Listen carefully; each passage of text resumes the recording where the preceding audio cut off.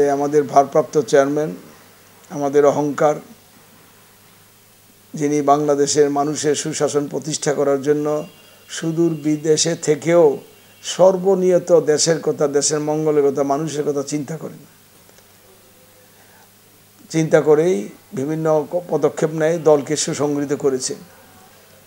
ওনাকে ধন্যবাদ দিই এই কারণে যে উনি একটা বৃহৎ দল, বাংলাদেশ জাতীয়তাবাদী দল একটা বৃহৎ রাজনৈতিক দল, এই দলের নেতা কর্মী হাজার হাজার লক্ষ লক্ষ, সেইখানে উনি এই দলকে সুসংগঠিত করার জন্য দেশ, জেলা, বিভাগ, থানা, ইউনিয়ন পর্যায়ে নেতাদের সঙ্গে মত বিনিময় করছেন। এটা খুব কঠিন কাজ।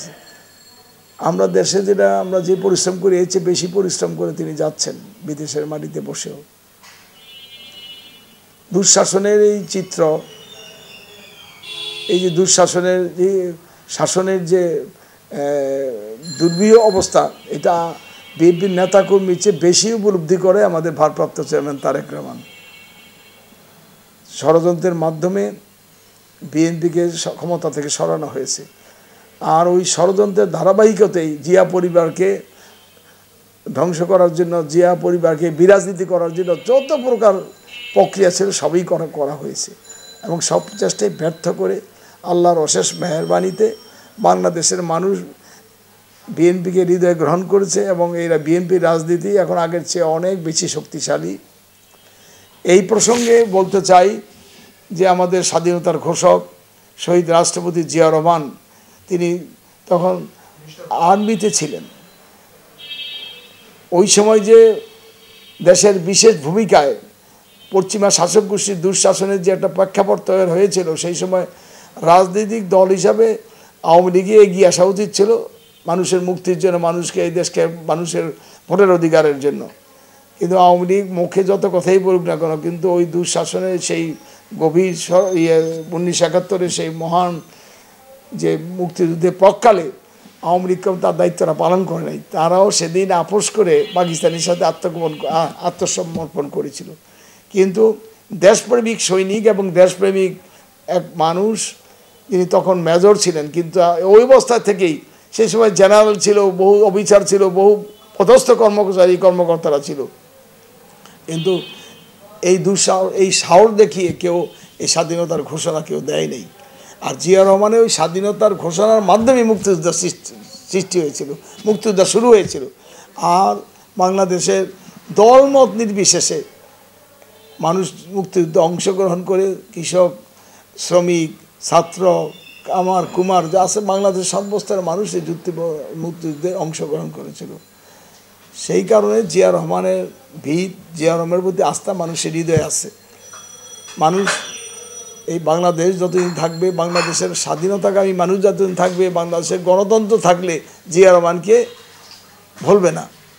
এবং সেই কারণেই এই জিয়ার আদর্শেই এই দল সৃষ্টি হয়েছে। দেশ জাতির ঐতিহাসিক প্রয়োজনে জিয়া রহমান ইতিহাসের সামনে উপস্থিত হয়েছে, এবং তার কার্যক্রমের মাধ্যমে, তার পরিকল্পনার মাধ্যমে 3.5 বছরের সুশাসনের মধ্যেই তিনি বাংলাদেশের, জিয়া রহমান একটি ব্যক্তি না, জিয়া রহমান একটা প্রতিষ্ঠানের রূপ নিয়েছিল। জিয়া রহমান একটা প্রতিষ্ঠান হিসাবে মানুষের কাছে আত্মপ্রকাশ করেছিল।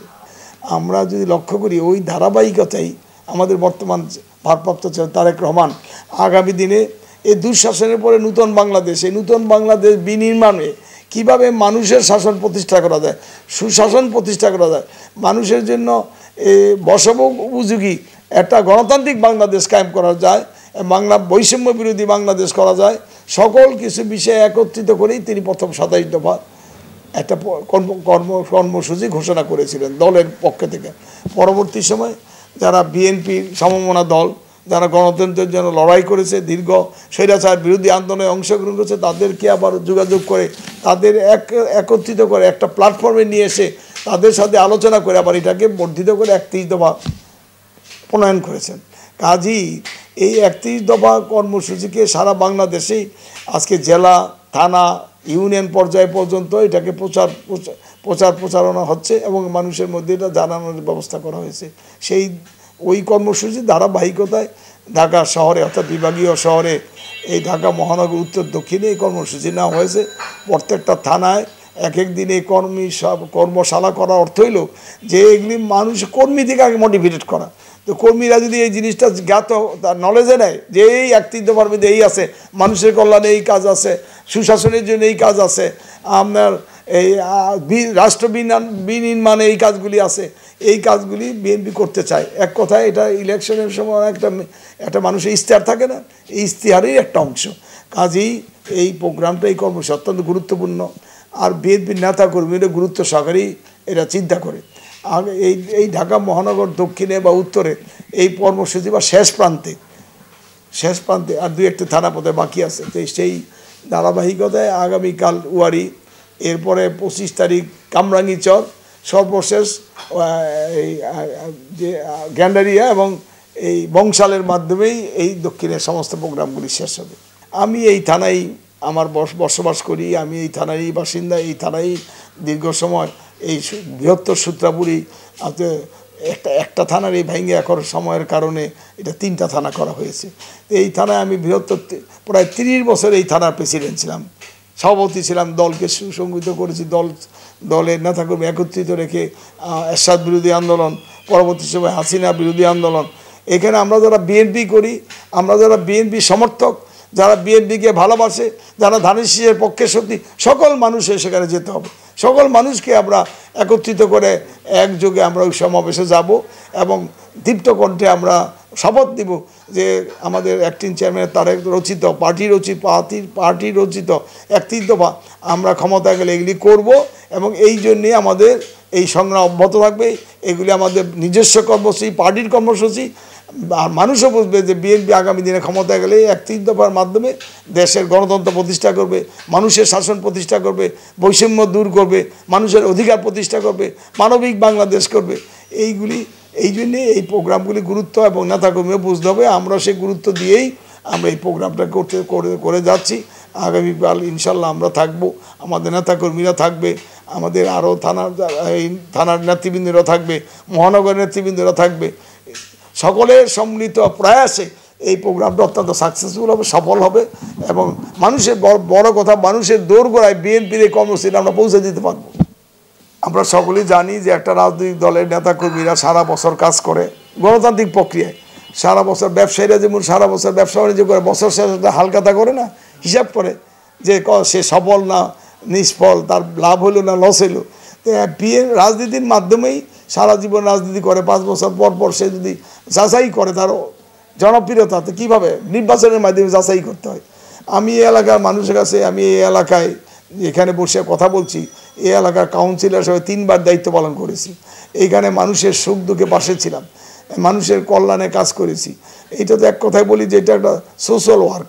তো কাজেই এই প্রান্তিক পর্যায়ে আর কি, অর্থাৎ স্থানীয় সরকার নির্বাচনের এই প্রথম ধাপ যেটা, তো এইখানে ঢাকা শহরে তো একটা মফস্বল আর ঢাকার সঙ্গে ডিফারেন্স আছে। সেখানে অল্প জায়গার মধ্যে অনেক লোক বসবাস করে, সেই অল্প ওয়াসা ড্রেসা, ড্রেনেজ সিস্টেম, খাবার পানির সিস্টেম, এই সমস্ত কাজগুলি আমাদের করতে হয়েছে, অভিজ্ঞতা আছে। এর মাধ্যমে আমরা মানুষের হৃদয়ে একটা স্থান করে নিয়েছি এবং এটা লক্ষ্য করবেন যে এলাকার মানুষের কাছে আমার একটা গ্রহণযোগ্যতা আছে। পাশাপাশি এই থানার প্রেসিডেন্ট হিসাবে আরও বাকি যেটা বর্তমানে 3টি থানা, তখন 1 থানা ছিল, সেখানেও দল তথা মানুষের কল্যাণে কাজ করেছে। বিভিন্ন শিক্ষা প্রতিষ্ঠানে আমরা কাজ করে, বিভিন্ন শিক্ষা প্রতিষ্ঠান পরিচালনার দায়িত্ব নিয়ে এখানে এই সমস্ত একটা সুশাসন বা একটা সুবন্দোবস্ত সৃষ্টি করেছি। আমি মনে করি যে সেই দিক থেকে মানুষ আমাকে চিনে আর আমিও মানুষকে চিনি, আর মানুষের আমার প্রতি সমর্থন আছে। এখন দল যদি সেই দিক থেকে বিবেচনা করে,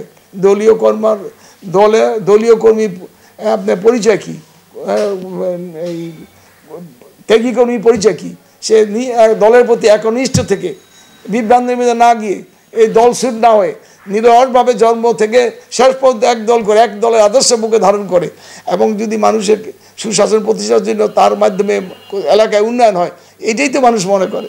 তো এইটার মনে করলে আমি মনে করি যে মানুষ আমাকে সমর্থন দিবে, এই এলাকার ভোটাররা দিবে, দলও এমন আমার প্রতি সেই কনসিডার করবে দল যদি আমাকে মনোনয়ন দেয়, আমি যদি নির্বাচন আল্লাহর মেহেরবানিতে মানুষের সমর্থন নির্বাচিত হই, তাহলে আমার তো এইটি অঙ্গীকার থাকবে কীভাবে মানুষের কল্যাণ করতে পারি। সেখানে তো 1 দফা 2 দফা 3 দফা 5 দফা এই করবো এই করবো, এটা আমার অঙ্গীকার, এটা আমার প্রতিজ্ঞা, আমার তো দায়িত্বের মধ্যে পড়ে, এটা তো আমার কর্তব্যের মধ্যে পড়ে। আমি এই দায়িত্ব নিয়েছি এবং এটা আমাকে আল্লাহর কাছে জবাবদিহি করতে হবে।